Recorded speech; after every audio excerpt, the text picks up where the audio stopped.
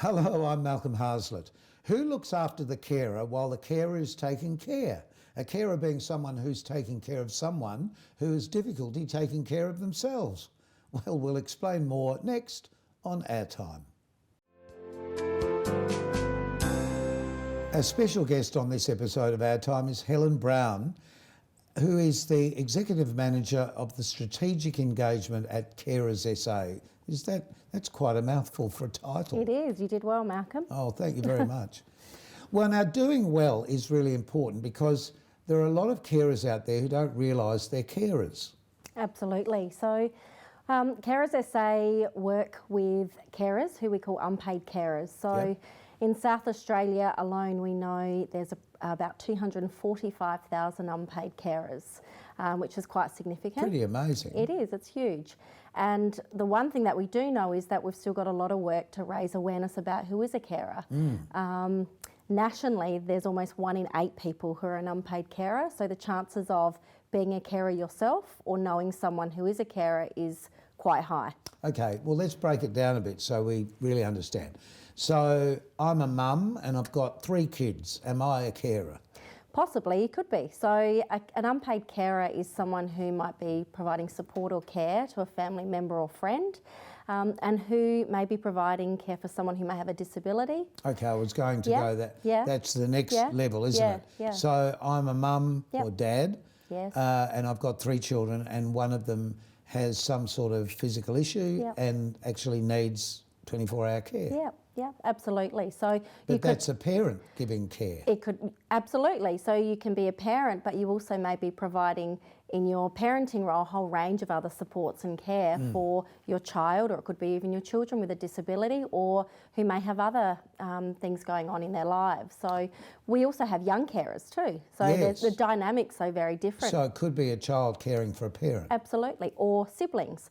So we often hear from young people who are trying to get through the challenges of school life, puberty, friendships. Cleaning. And all of those things, but also on top of that are the challenges of perhaps looking after a sibling or, as you say, mum or dad. It could look very different for everybody. Well, in my group of people I know, there's a young man who has a brother who has some intellectual issues, and he's basically been brought up to believe by his parents that he will be the carer when they go. I find that difficult for him because his whole life is focused, well, I will have to look after my brother in the future. But he is unaware that there may be some assistance for him in the future. Also, for example, when my dad had a heart attack, he came and lived with me for quite a long time before he passed. And I never even thought I was caring because it just seemed what you would do for your parent. Anyway. Yeah. So have we changed as a society that we don't look at, in a way, duty to be sort of an unpaid or unaccoladed person within a family environment, do you think? Look, I think it's a whole range of reasons why someone might not say I'm a carer and therefore I'm going to seek the supports that might be out there that we offer at Carers SA. So we talk to people who come from all different cultural backgrounds, but because of it would just be if grandmother had a stroke, or of course they would come and live with us. That's just a way of being. That's what we do. Why don't put on necessarily the tag of carer? That's just what we do in certain families. So it's different cultural reasons why people don't identify with the term carer. But as you brought up before, you know, if you're a parent caring for children, and you might have a child with disability or a mental health issue, you may also be providing a whole range of different care. But what we do know is that when you're a carer, you often put your own needs secondary. You don't care for yourself. Yeah. And if anything happens to you, everything falls over. That's right. So I guess the biggest issue where assistance would be needed would be in areas like, I can't be there 24 hours a day, I can't be there for 12 hours a day, I have to go to work, or I need to go to the hairdresser, or I need to go to the shops. So what do we do? So even if someone, again, that caring role is so different, so you could have someone looking after someone 24/7 as what we call the primary carer, and there are also situations like people like myself who I have ageing parents and they live in the country. They live 2.5 hours away in Adelaide, and I'm one of 4 daughters. None of us kids live in that country town. They're getting older, they've got health conditions. So the caring role for me would look very different to someone who is directly involved in. Yeah. And so, but there's still supports available, knowing that there's, the research tells us, carers themselves tell us that often they become a bit disconnected with their family or friends as a result of the caring role. Some people have to leave work. They don't have a choice because of the stresses on the caring role. Relationships can break down. There's a whole range of things, financial stresses. Of course. So the supports that we're able to offer people who are in a caring role, maybe supporting someone with a disability, mental health issue, someone who's frail, people who have had alcohol or drug related issues, or people in palliative care. And that's often where the children are caring for a parent, isn't it? Yes, it can be. Yep. So we can provide respite. So if you need a break, carers do need a break. That's one of the main things they tell us, is they need a break for their own well-being. To become themselves again. Yeah. So how does one take a break from that? So we are able to put in place supports for people, whether it's putting in an agency to come inside the home, while That's the carers, for another individual to come in to care. Yep. So an agency who specialises in respite care, so the carer can go and have some time to themselves. And what that looks like is very individual, but that gives the carer that little piece of time to themselves, but knowing that the person they're caring for, their loved one, is in good care themselves. Yeah. We're saying care a lot, but it is a word that actually, as we're an ageing population as well, there is more care needed for our... Absolutely. As we grow older. Yeah. And certainly we've got a lot more nursing homes and areas that people can go to, and independent living areas. But there does come a time even then when care is a different issue again, isn't it? Yes. So when we, part of our advocacy role at Carers SA is to, the carers that we support and engage, even though they might receive Centrelink allowances and payments, the role that they take on as carer may not often be by choice, or it could be you're not being employed in a caring role as if you're getting support in aged care or independent living, so to speak. So what we aim to do and what carers do, they're really the foundation for palliative care, aged care, community services, and without carers providing that support to their friends or family, if you were to take the supports away for those people, what that would then mean for them and the people they care for would be in the pressures that would put onto the system. Yeah, well, they're as alone as the people that they're caring for. Absolutely. Yes. Yeah. And the stimulation from the outside world just isn't there. Yeah. And so you can't pass that on to the person you're caring for either. Yes, it's sort of a vicious circle. Yeah. What did we do before? Well, I think carers have always played a significant role in the community, and carers have always acknowledged. No, and that's part of our role and the community, not just us as an organisation, is to raise awareness about the carers who are out there, to celebrate the diversity of carers. Carers come from all walks of life, ages, cultures, and carers make up 11% of our population nationally. So. It's something like 1.9 billion hours of care annually that carers provide each year. That's huge. So the need to put in services, supports and information, and part of our role in getting the message out is critical and vital, because we don't want carers falling over. We don't want carers relinquishing care before they need to. But is it that in families, particularly in families, that there's this sense of duty that we have to do this by ourselves? I think in some families, and certainly in some cultures too. Yes, exactly. Absolutely. Definitely. It's very different again, but we certainly do hear that from carers, that they feel there's that duty. And again, the dynamic of why people care is very different. So you may be caring for a family member or friend. It might be by choice, it might not be. It might be more of that's my duty to do it, but it's then pulling you away from the other things you might want to be doing in your life. I had a very good old dear friend, and she used to say, no, you don't have to come and visit me this often, it's okay. She might have been trying to get rid of me, I never thought of that. But she kept saying, you have to live your life. You have to go and live your life. It's important that you do everything you want to do because I've done almost everything I want to do. But at the same time, there is that feeling of a human need to assist. And I appreciate the fact that not everybody wants to be locked up with their ageing mother, or neither does the mother or father want them to bathe them or to have to attend to their toilet needs or their food or their whatever. Yeah. So I understand the different levels. Yes. So I suppose the real question that we're going to answer in just a moment is, how do we find out more about the levels of care that we can get? And we'll be back in a moment with Helen to answer that question.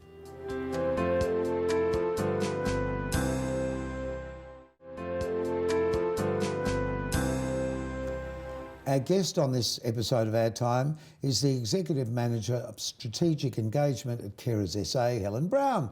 Helen, the question before the break was, how do I find out about what I could be assisted with?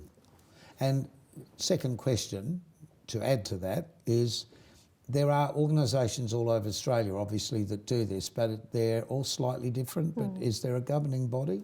So, firstly, carers can connect with Carers SA to provide services or information or support by registering with us. So they can call the toll-free number or give us and shoot us an email, or however just Google, as a lot of people do these days. But there's always and in Victoria, same? The same. So, well, there is Carers SA last year, actually in April, took on this whole new role in providing services for carers, and it's called the Carer Gateway.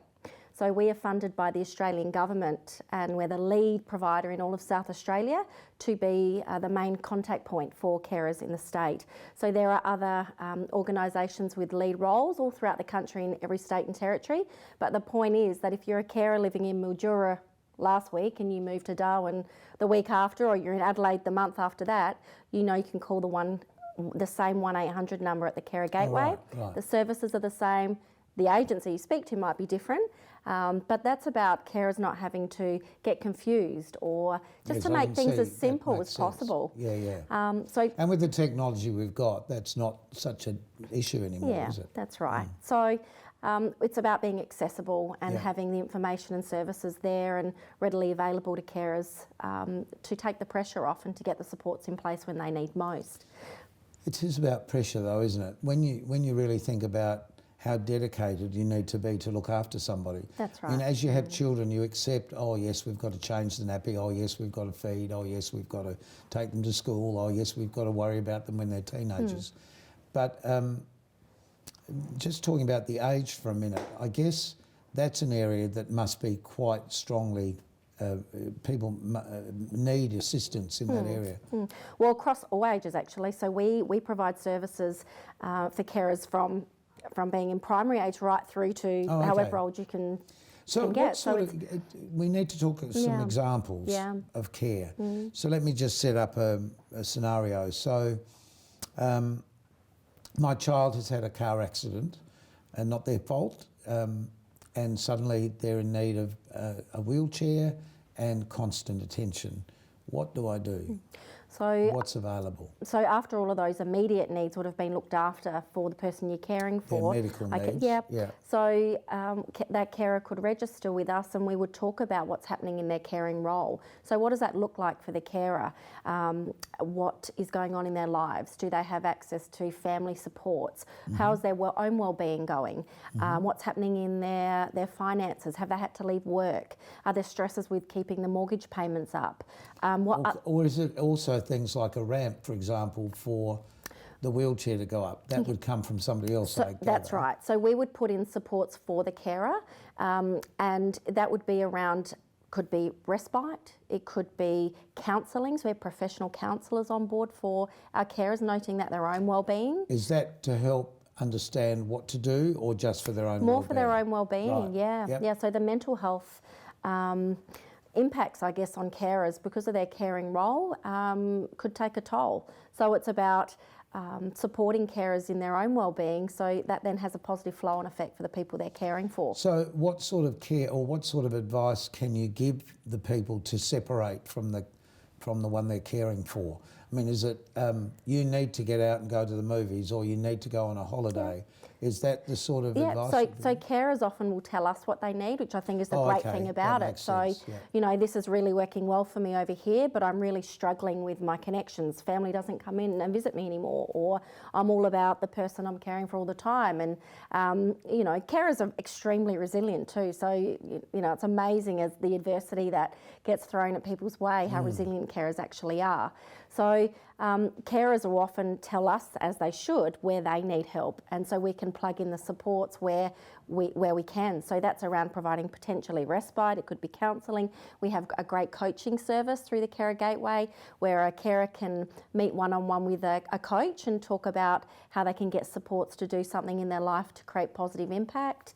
So this would be somebody that's not necessarily connected to the one who needs to be cared for? This is the carer themselves. So the person who's doing the caring, this is all for the carer.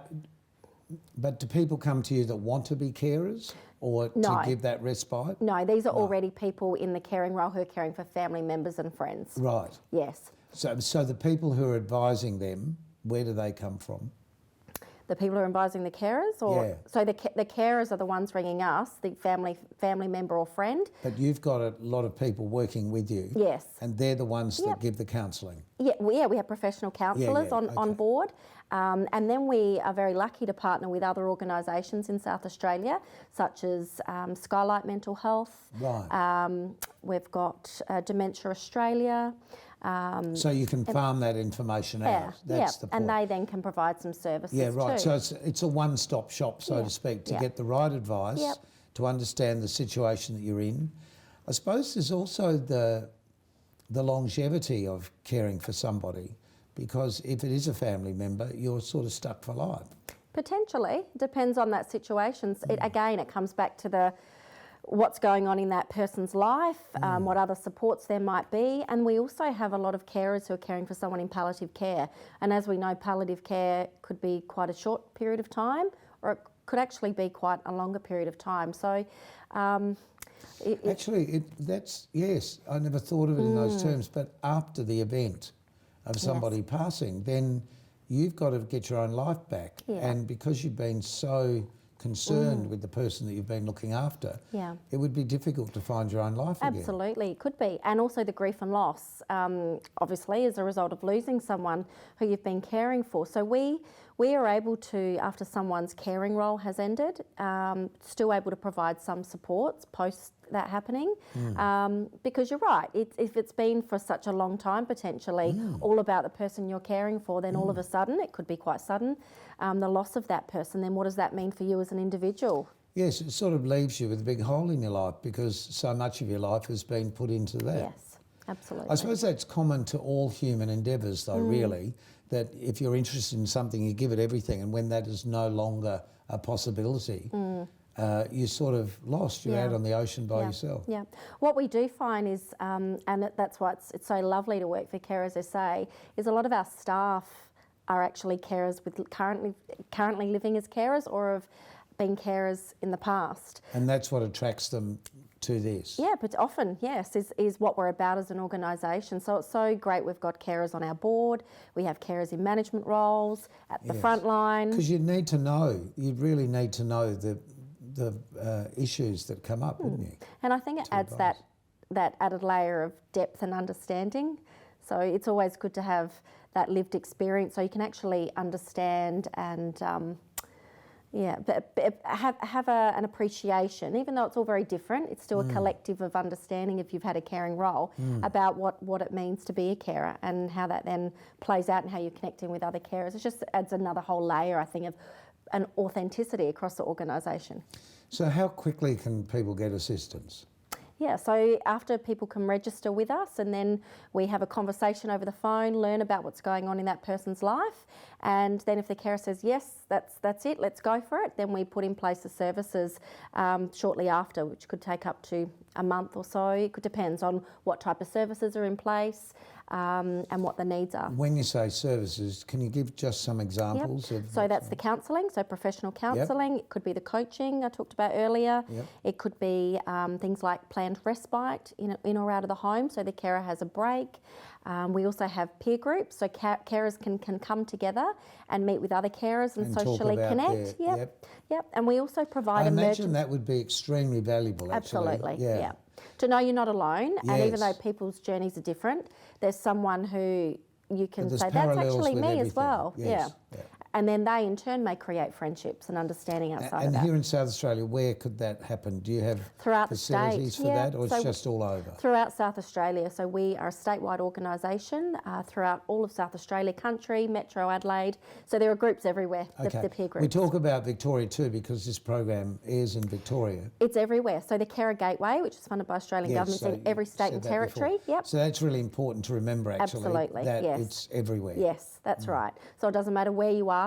If you're one of Australia's 2.65 million unpaid carers, the Carer Gateway is accessible for carers nationally. So we can't give advice on how people live and how people survive during this period of time, but those things are there in place from the government as well, aren't they? Yeah, so we provide support. We hear the voice of carers about what their needs are, and where we may not be able to assist, because one organisation can't do everything, as we know, we would refer on to other services, or if there are huge gaps in the system, part of our role at Carers SA is also to advocate on behalf of carers. So we have that privilege that we're able to be connecting with government and peak bodies to So it gives a carer validity, I suppose, to ask for. Yes. And then we can be there to translate carers' voices into something else which might be advocating. Yes, because it's a different speak, isn't it?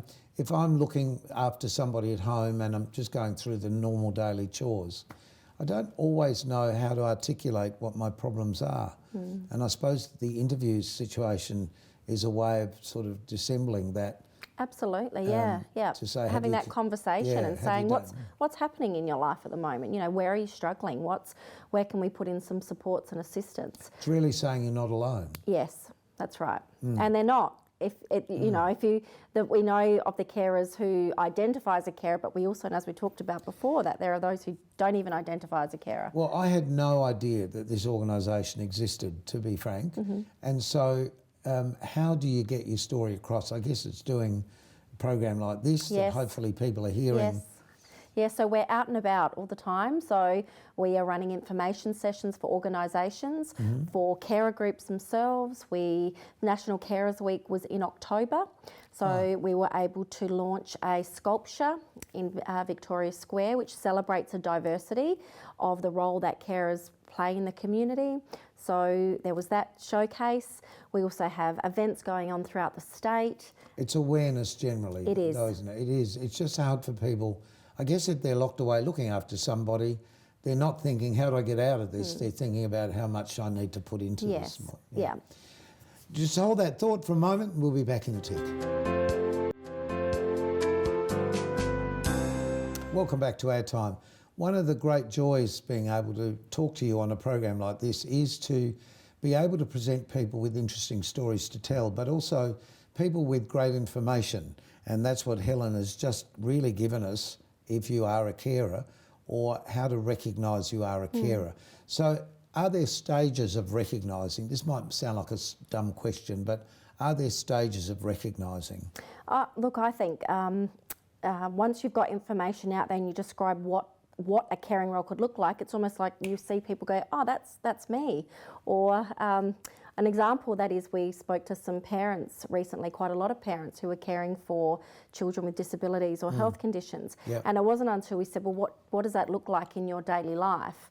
And they were saying, well, I'm not a carer, I'm a parent, which of course they are. Yes. Well, and then we talked about, well, but are you administering medication, or are you responsible for feeding or clothing? And these are older kids. Well, yes. You actually have access to all of these other services and supports for you. And they go, oh, wow. And you just see that, the awareness, the light bulb come up to go, actually, yes, I am. I might not identify with that term carer, But that's why it's important to talk about it in different ways. Maybe it's because people sort of see it as a job, that somebody comes in and looks after somebody as a carer. But that's not what we're talking about. No, it's not a professional carer no, in that sense. No, it's not. It's caring for a family member or a friend. Yes, but you become, in a way, a professional carer. Because there's so much to learn that you didn't know before. Yes, and, you know, we have carers who are carers for a very short time, but maybe because they're caring for someone who's terminal, who's terminally ill, right through to people who are doing it for 30, 40, 50 years. For the life of their it's a child. lifeline of, Yeah, I get it. Helen, just wonderful work. Congratulations. Thank you. It's been lovely to speak with you. Thank you. I just hope that that's been helpful to you to understand how this works and where you can go. And we've put the information on the screen as to who you can ring. Ghostbusters. No, who you can ring, because if you need help, you need to ask for it, because no one will know unless you ask. But hopefully you've identified, if you are in this situation, that there is help available. So until next time on Our Time, thank you so much, Helen Brown, Thank you. with your mouthful title of Executive Manager of Strategic Engagement at Carers SA. Keep yourself nice till next time we meet. Bye.